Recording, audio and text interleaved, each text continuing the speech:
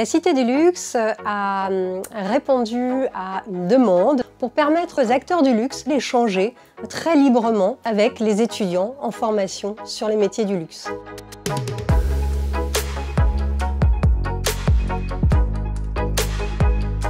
C'est formidable parce que ça permet de s'adresser aux générations qui vont faire le luxe de demain, en y travaillant, en le consommant également. C'est des gens qui seront soit dans des grands groupes, soit dans des startups ou soit des entrepreneurs. Je trouve que ce contact, il est important. La 7e édition a souhaité porter un thème assez fédérateur, la quête de sens, c'est-à-dire quel sens peut-on donner au luxe? La quête de sens aujourd'hui est au cœur du luxe. Je pense que la période des vieilles marques de luxe un peu bling-bling est terminée, où les gens cherchent du sens, cherchent de la solidarité, cherchent du développement durable.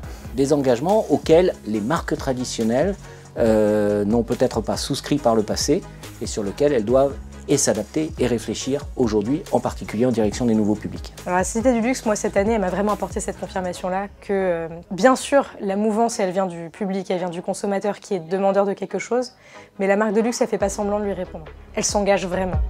Cette édition est un peu particulière puisque des chercheurs en sciences de gestion provenant d'universités mais aussi du laboratoire de recherche de l'EIML Paris qui s'est créé il y a quelques mois ici à l'école. Et donc ces chercheurs sont là aussi pour renvoyer les théories marketing, pour voir s'il y a un écho qui est donné par les acteurs qui seront interrogés aujourd'hui. C'est toujours très inspirationnel pour nous, en tant qu'entreprise, de se retrouver un peu challengé face à des discussions sur des sujets avec des chercheurs théoriques et pouvoir les confronter ou répondre à leurs questions avec des cas pratiques. Aujourd'hui, nous, on travaille au plus près de tous ces gens-là, des gens de l'INRA, des chercheurs, etc. parce que ça fait partie aussi de l'évolution du luxe et des codes du modernisme, de la société qui évolue. Ils sont obligés de théoriser les choses, alors que nous, notre boulot d'entrepreneur, c'est au contraire de disrupter et de casser les codes. Donc le mariage des deux est forcément la bonne solution. Cette Cité du Luxe a été marquée par un véritable échange qui a donné tout son sens justement à cette 7e édition de la Cité du Luxe. Cet événement, il est génial parce que déjà dans le choix des intervenants, on s'opposait.